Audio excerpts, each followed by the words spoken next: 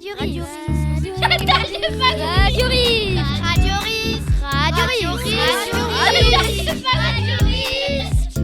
Radio Risque sur RTL2 Massif de Savoie. Des ateliers radio dans les écoles d'Albertville pour vous informer sur les risques majeurs et les moyens de s'en protéger. Bonjour à tous, nous sommes les élèves de CM2 de l'école Albert Barre pour Radio Risque sur RTL2 Massif de Savoie. Nous avons mis en place une enquête pour savoir si la population de notre quartier est bien informée ou non sur les risques majeurs. Nous avons constaté que plus de 85% de ces personnes ont déjà entendu parler de ces derniers. 60% pensent que le risque principal est la rupture de barrage, suivi des crues et inondations. Les autres risques ne sont pas très inquiétants aux yeux de la population. Elle semble s'inquiéter davantage pour un risque moins probable, tel que la rupture de barrage. Pourtant, le transport de matières dangereuses est sans doute le plus fréquent et peut avoir des conséquences plus intenses. Plus de 60% des personnes interrogées ne connaissent pas le document d'information communal sur les risques majeurs. Parmi les 37% de personnes restantes, certaines en ont entendu parler. D'autres l'ont eu dans leur boîte aux lettres, mais ne l'ont pas lu. Ce n'est pas bien. Merci de nous avoir écoutés et bonne journée. Merci. Radio Risque. Radio Risque.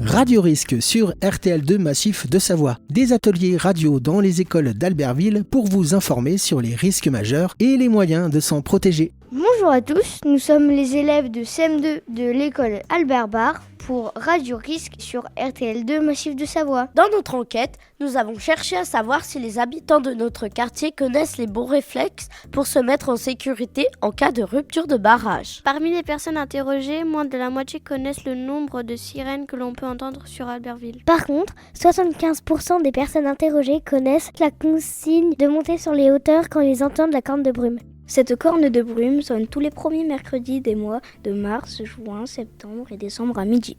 La corne de brume ressemble à un son que font les gros bateaux quand ils rentrent au port. Lors de notre enquête, nous avons vu que seulement un quart des personnes interrogées connaissent les itinéraires d'évacuation les plus rapides. Pour connaître ces itinéraires à utiliser quand on entend la corne de brume, vous pouvez regarder la carte qui est dans le TICRIM d'Albertville. Vous trouverez ce document gratuitement en mairie. Merci. Radio Risque. Radio Risque.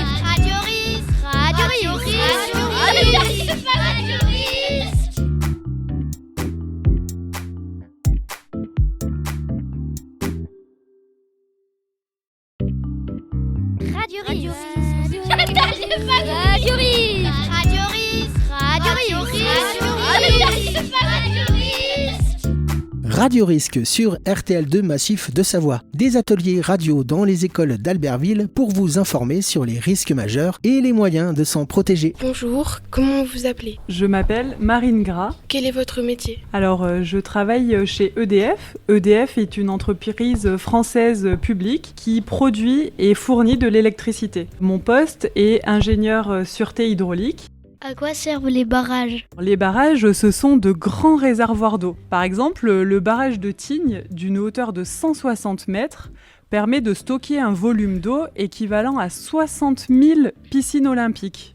Et alors ensuite, toute cette quantité d'eau qui est stockée va être acheminée vers une centrale hydraulique à l'aide d'un gros tuyau appelé conduite forcée. Et grâce à la force de l'eau, on va pouvoir produire de l'électricité dans la centrale et cette électricité sera disponible rapidement sur le réseau puisqu'il faut moins de 10 minutes pour démarrer une centrale hydraulique. C'est un réel atout pour répondre aux pics de consommation. Les pics de consommation de l'électricité, ce sont les moments de la journée où, par exemple, l'hiver, le soir, quand on rentre à la maison, on va allumer son chauffage, la lumière, le four pour préparer le repas, etc.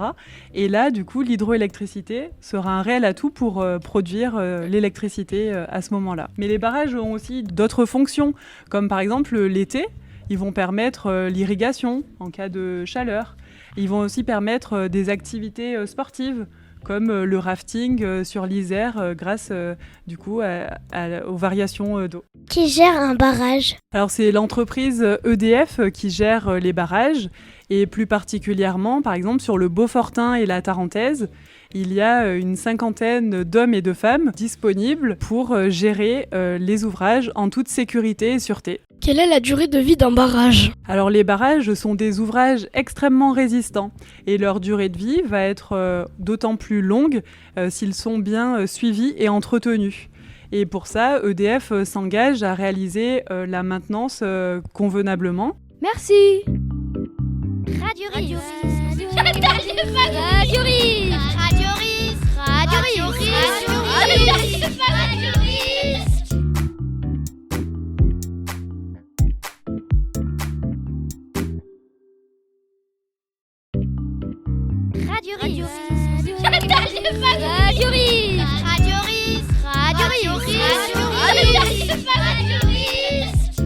Radio Risque sur RTL2 Massif de Savoie. Des ateliers radio dans les écoles d'Albertville pour vous informer sur les risques majeurs et les moyens de s'en protéger. Bonjour, nous sommes les CM2 de l'école d'Albert sur RTL2 Massif de Savoie pour Radio Risque. Salut les copains, ça va? Oui, ça va super.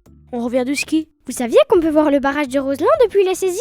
Non, je savais pas. C'est quoi un barrage? Mais vous ne savez pas ce que c'est qu'un barrage? On peut vous expliquer? Ça tombe bien, on a travaillé dessus en classe. Déjà, un barrage, c'est un ouvrage construit pour produire de l'électricité. Comment il a produit l'électricité?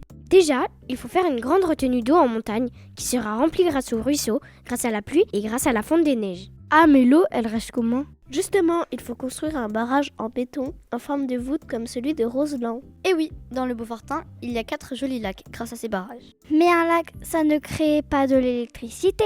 Attends, c'est pas fini. Le but, c'est de faire descendre l'eau dans de gros tuyaux qu'on appelle des conduites forcées. Et vous saviez, il y a presque 100 km de conduites forcées souterraines dans le Beaufortain. L'eau va arriver à très haute vitesse dans une centrale située plus bas dans la vallée. Chez nous, la centrale principale, c'est celle de la Bâtie. Et l'eau devient de l'électricité! Mais non, laisse-moi terminer. Ensuite, c'est comme dans un moulin. L'eau vient faire tourner une turbine qui elle-même fait tourner un alternateur. C'est compliqué ce mot, un alter quoi? Un alternateur, c'est la machine qui transforme le mouvement mécanique en électricité. Cette électricité est transportée dans les lignes à haute tension. Et après, que devient l'eau? Elle est reversée directement dans la rivière. Ça me donne envie de me poser au bord pour bronzer et me baigner. Surtout pas! Tu prendrais de gros risques en faisant ça. Pourquoi? Parce que quand la centrale fonctionne, il y a des lâchers d'eau qui peuvent faire monter le niveau de la rivière très rapidement. Et tu pourrais te faire emporter. Au bord des rivières, tu peux voir des panneaux qui mettent en garde contre ce danger. Bon bah alors moi j'irai me baigner dans le lac. Et non, c'est interdit en Savoie. Trop dangereux. Merci de nous avoir prévenus. Merci. Et merci pour toutes ces informations. De rien, et bon ski. À bientôt. Merci. Radio Risque. Radio Risque. Radio Risque. Radio Risque. Radio Risque. Radio Risque.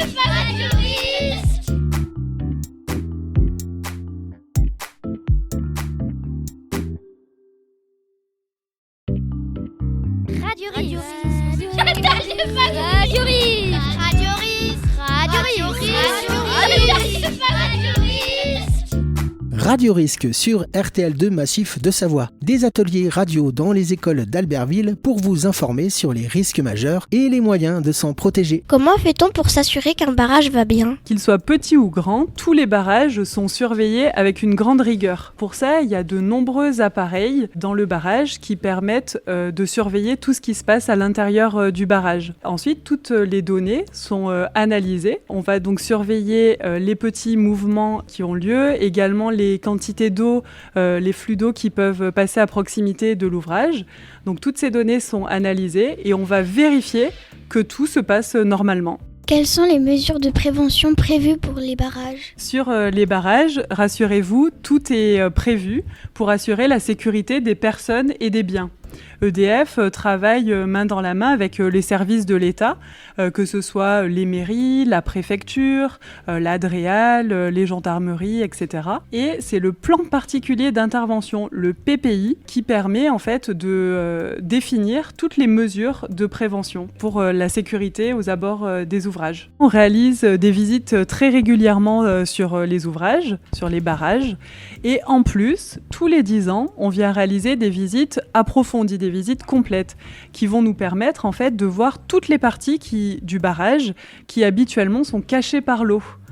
Et donc ces visites, on va les réaliser à l'aide de robots subaquatiques avec des caméras, ou alors quand ça ne suffit pas, il va falloir vidanger, donc ça veut dire vider l'eau du barrage, de manière à pouvoir observer toutes les parties du barrage. Merci. Radio Risque. Radio Risque. Radio Risque. Radio Risque. Radio Risque. Radio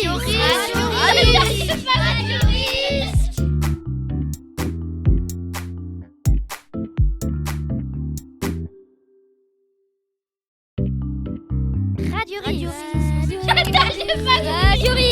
Radio Risque. Radio Risque. Radio Risque. Radio Risque sur RTL2 Massif de Savoie. Des ateliers radio dans les écoles d'Albertville pour vous informer sur les risques majeurs et les moyens de s'en protéger. Faut combien de temps pour vider un barrage ? Il n'y a pas de durée prédéfinie, cela va dépendre de l'ouvrage. Toutefois, il faut respecter des consignes qui vont permettre en fait de maintenir l'équilibre piscicole, la faune et la flore aux abords des aménagements. L'ouverture progressive des vannes pour vidanger la retenue est aussi importante pour ne pas venir toucher la structure du barrage, parce que l'eau exerce une pression en fait sur l'ouvrage, et donc il faut respecter l'ouverture progressive des vannes. Les personnes qui vont entretenir le barrage, combien de temps il reste ? Alors la durée de la présence des techniciens sur les barrages va dépendre de l'objet de l'intervention, en fonction de ce qui a été défini au planning ou de l'objet de la visite. Par exemple, pour des visites plus approfondies, la durée sera beaucoup plus longue. Et en fait, ils sont disponibles pour réaliser ce qu'il est nécessaire de faire. Quel type de métiers peuvent être exercés dans les barrages ? Alors, sur les barrages en tant que tels, il y a des personnes qui assurent la surveillance des ouvrages, donc qui vont réaliser des visites ou l'entretien nécessaire. Toutefois, sur les centrales, il y a différents types de métiers. Donc, d'une part, les personnes qui vont exploiter les aménagements, donc c'est-à-dire réaliser les opérations pour que l'on puisse produire l'électricité. Et il y a aussi d'autres types de métiers, aussi bien pour la maintenance, parce qu'en fait, il faut que les pièces, donc la turbine, par exemple, soient toujours en bon état. Donc pour cela, il y a des personnes qui assurent la maintenance et aussi la réparation, parce que quelquefois, les pièces sont usées.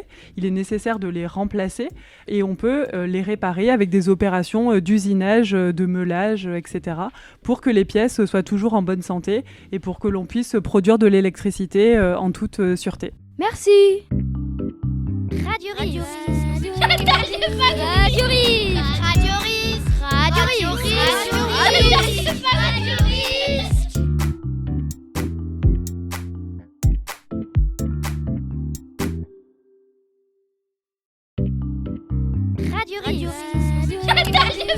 Radio Risque. Radio Risque. Radio Risque.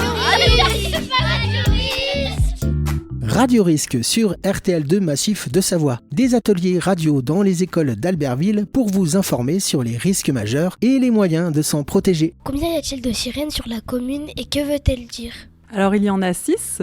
Elles sont communes aux barrages de Roseland et de la Gérotte. Les sirènes ont pour but d'alerter la population. Et vous les avez certainement déjà entendues, puisque EDF réalise des essais réglementaires tous les trimestres, à savoir les premiers mercredis des mois de mars, de juin, de septembre et de décembre. Et à cette occasion, on vérifie qu'elles fonctionnent correctement et elles émettent un signal d'essai. Tout à l'heure, vous nous avez dit qu'il y avait 6 sirènes, alors que nous, on a vu qu'il n'y en avait que 2. Alors en fait, il y a bien 6 sirènes qui émettent un son corne de brume sur Albertville, en lien avec le risque de rupture d'ouvrage des aménagements. Toutefois, il existe différents types de sirènes. Merci. Radio Risque. Radio Risque. Radio Risque. Radio Risque. Radio Risque.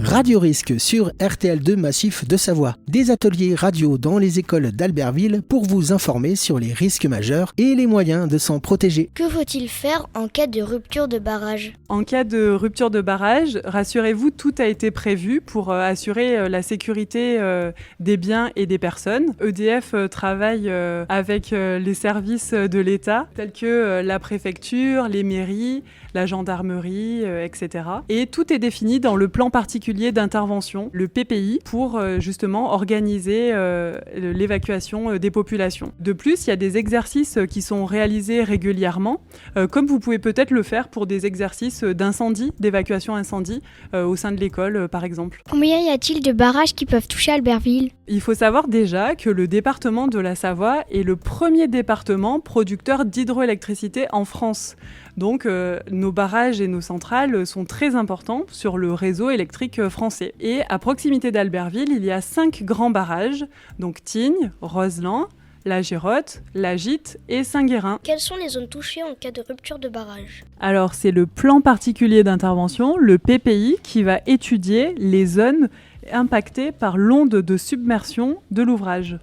Et par exemple, sur le périmètre de Roseland, il y aurait 25 communes qui pourraient être impactées, dont la commune d'Albertville. Où peut-on trouver les informations des différents itinéraires ? Alors, c'est dans le PPI, le plan particulier d'intervention, qui est un document public, disponible à tous, soit dans votre mairie, soit dans la préfecture de Savoie. Et ensuite, ce sont les mairies qui peuvent décliner ces informations et les transmettre directement à leurs habitants.